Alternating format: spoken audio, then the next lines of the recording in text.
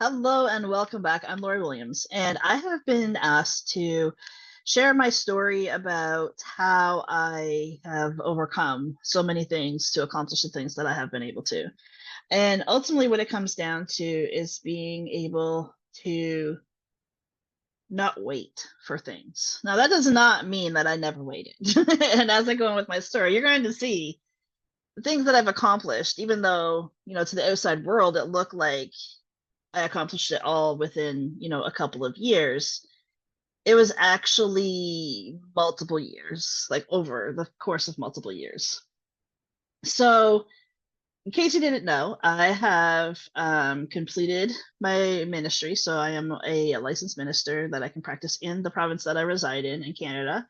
I've actually been a minister, an ordained minister, since June of 2022, but I just never got my license to be able to practice in the province that I live in. So I have that now. I also have completed my PhD program, and I am officially a doctor. I um, also started a second business in this time from January 1st of 2024 till now. This is the 19th of June that I'm recording this. So, of 2024, 19th of June of 2024. So, in a little over 6.5 months, I have accomplished all of these things in, like I said, in a seemingly short amount of time. But behind the scenes, what you don't know is it actually took me 26 years to get the PhD. It actually took me 10 years to get the ministry. Um, and the business was literally just something I considered doing like last October of 2023. And I just decided to put it into to make it happen, to make it part of my reality at the beginning of 2024. The reason that I wanted to talk about it, why people have I've actually been asked by quite a few people to share this story, is because a lot of people see the value in it of overcoming, because things took me so long to be able to accomplish. And we as human beings tend to get so stuck on the timelines of things. It's like, oh, I want this and I want this now. The realistic part of it is getting my PhD took me 26 years. I was 18 years old when I finished high school, and I wanted to go to school to be a criminal psychologist, get my PhD in criminal psychology. That was my plan. But life happens, and that's not the way my plan ended up working out. So I just made kind of just made uh peace with the fact that I just wasn't going to get my PhD. And within the first probably like five, no, probably about 10 years, I realized why that plan didn't work out for me. And it was not that the PhD part of it wasn't aligned with me, but the criminal psychology part was just not aligned with me anymore. I didn't know what was going to take its place, but I just realized, I just knew that the criminal psychology part it wasn't it.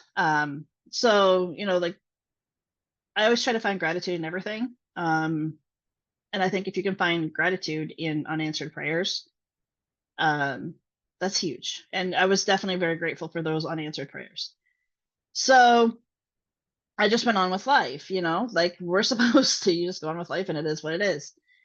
Uh, and then I was led down this path, this spiritual path that I have been on now for the last 10 years, which led me to realizing that my true passion is in helping people with their mindset, helping them to heal from mindset issues, depression, anxiety, things like that, helping them to become more self aware, which does have the psychology aspect to it, but what I do is not psychology. Um, I am not a licensed psychologist or medical practitioner in any way, shape, or form. So, but I realized that is where the work that I was doing and helping people, and how I was able to help people like really truly connect with their true and authentic selves, that is what I'm here to do. That is my passion. That's what it just lights me up. I am 100% me when I'm in the realm of doing this work. anything metaphysics, anything spirituality related. It's my jam. That's my thing. So, a little over 3 years ago, 3.5 years ago, I was led to quit my day job. And I started running my business full time. Even that was like a huge long-term goal. Probably to date, one of the scariest things I've ever done. I've had that job for 20 years. And I did it just one day. I just quit. And again, to everybody outside of me, it looked like it was such a quick decision. But realistically, that decision was probably about 11 years in the making before I even started my business. I didn't realize it at the time. I didn't realize it until I was able to release the energy between me and that job and really reflect on my time there. I really should have quit it probably about 11 years earlier. But again, I was a single mom at that point. I couldn't just walk away from something that was putting food on the table for my kids and myself and keeping a roof over our head. So, like I said, to the outside world, it looked like I just walked away one day, but it actually took me 11 years to walk away. So yeah, ultimately what it comes down to is we let fear stay in our way for so long. And realistically, my story is not a story of overcoming fear.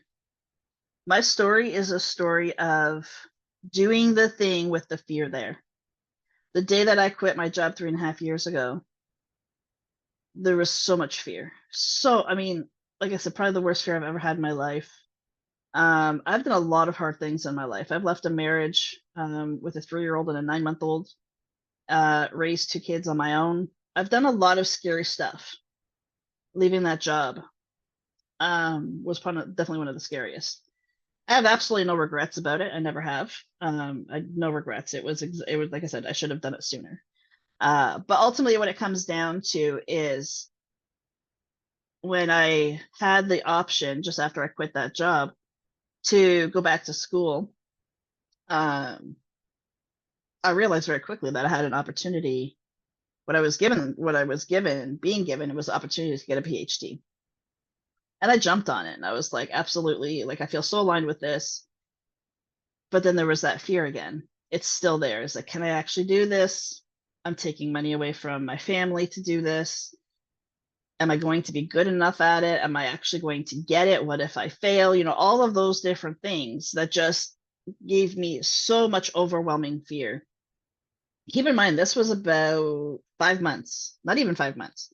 I quit my job of 20 years the end of January of 2021, and I started school in May of 2021. So, yeah, it's like I'm doing like big scary things, very close together. But there was one thing that I knew, one thing beyond a shadow of a doubt that I knew is that I wanted it bad enough. I wanted my business bad enough, so I quit my day job. I wanted my PhD bad enough, and not to prove anything to anyone else, but to prove it to me. I wanted it bad enough that I was going to do it.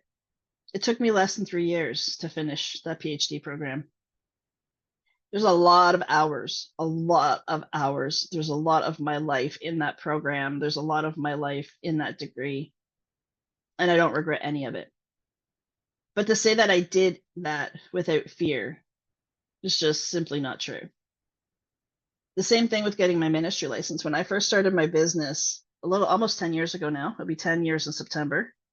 September of 2014, I started my business. And when I first started my business, my pipe dream was to be a metaphysical minister. And I'm like, that's when I've made it. That's when I have got to that place where I'm successful. And even though I could have got it 2 years ago when I first became an ordained minister, I could have got the licensing for the province I live in. I was sabotaging myself. There's no ifs, ands, or buts about it. I was sabotaging myself to not get it. It's almost like my ordination was actually in California in the US. I live in Ontario, Canada. So yes, I was an ordained minister in California, but not in Canada, nowhere in Canada. So ultimately it comes down to it's almost like as long as I kept it in California, it wasn't real. And that's where the self-sabotage comes in. But it took me 10 years to get it. And I finally got it because it was very highly attached to my goals. Now, do I feel more successful now that I've got that licensing? Absolutely not. Did I feel more successful when I got the ordination 2 years ago? Absolutely not. Ironically, what getting this licensing has taught me is that success is not tied to something that I have. It's something that I've done. And my most successful moments have been when I get, and this might even make me cry because it still makes me very emotional to even think about it. When I get that message saying, "Thank you so much, Lori, for helping me change my life. You not only changed my life, you changed my kids' lives too. Like, thank you so much for being there to support me." Like, all of those things that I do every single day for people, that's what makes me feel successful, is when I can help someone else, which realistically has nothing to do with me and everything to do with being that support system that they need. That's what makes me feel successful. And I get to feel that all the time. And I'm so grateful for that. But it's not tied to a degree, it's not tied to a license or a certificate saying that I could do this, that, or the other thing.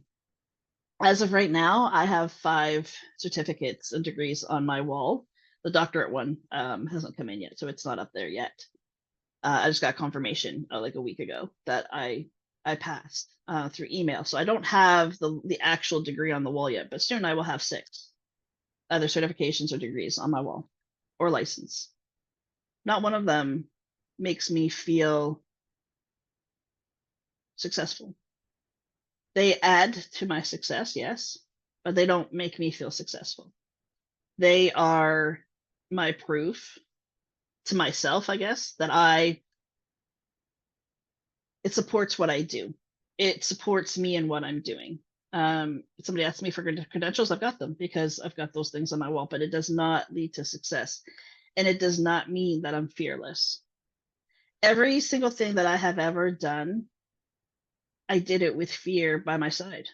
It was literally took me when I quit my job, when I started my business even 10 years ago, quit my job 3.5 years ago, when I started school a little over 3 years ago, when I got my ministry license, all of these things that I have done, went to the outside world, it looks like I've done it in a fearless state.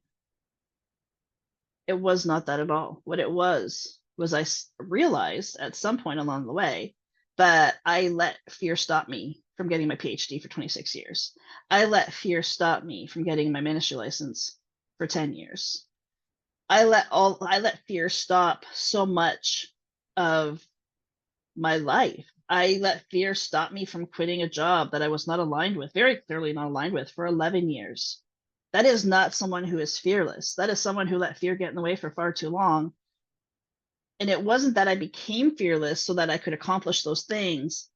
I just recognized that the fear wasn't going anywhere. And I did those things anyway. And that is my message.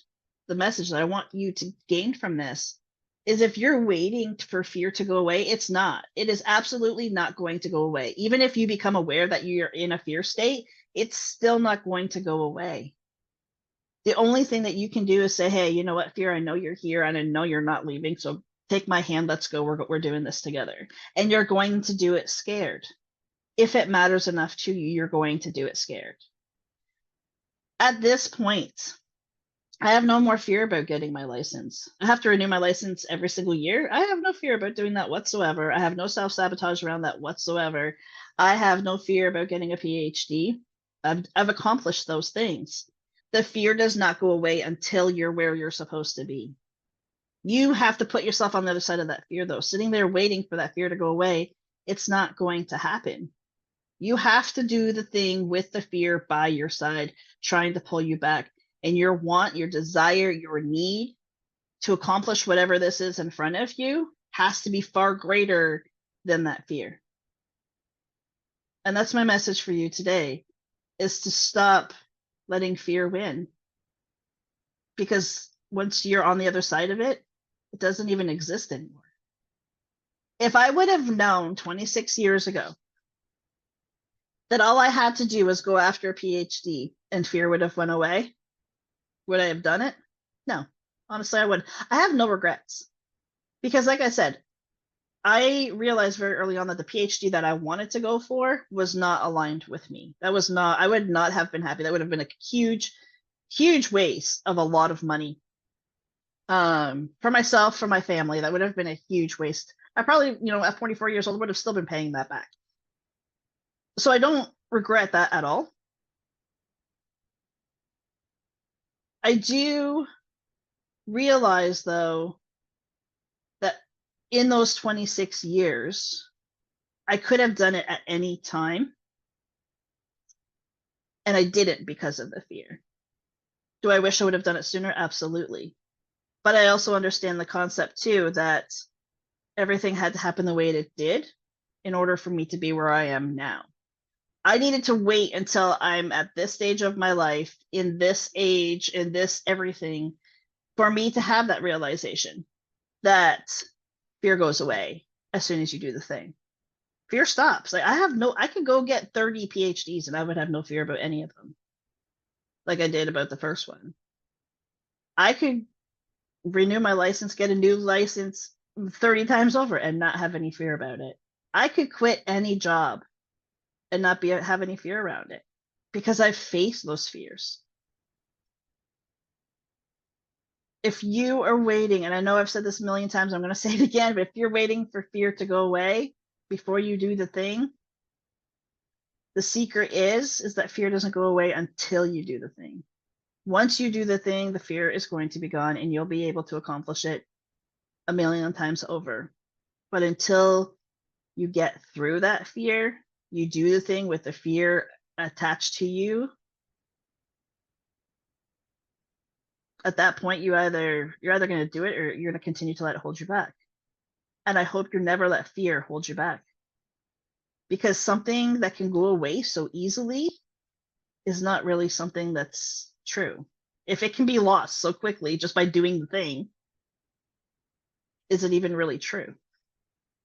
Is your fear that literally is debilitating you today actually true if all you have to do is go through what it's telling you can't accomplish?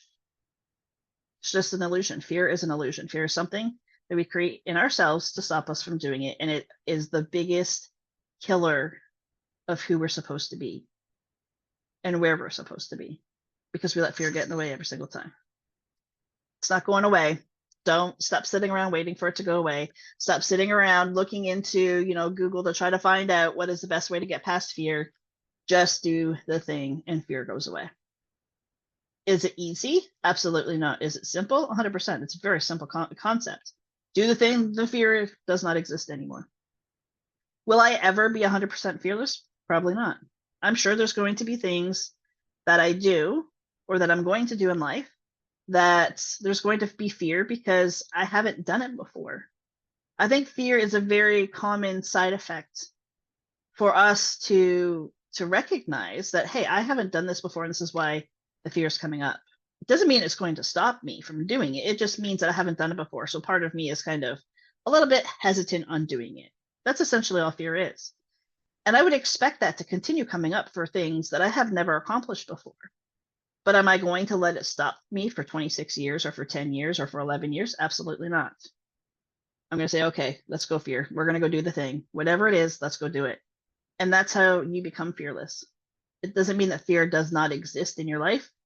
It just means that you stop allowing it to control your life. And that's where there's a huge difference. Thank you so much for joining me today. I'll see you back here next time.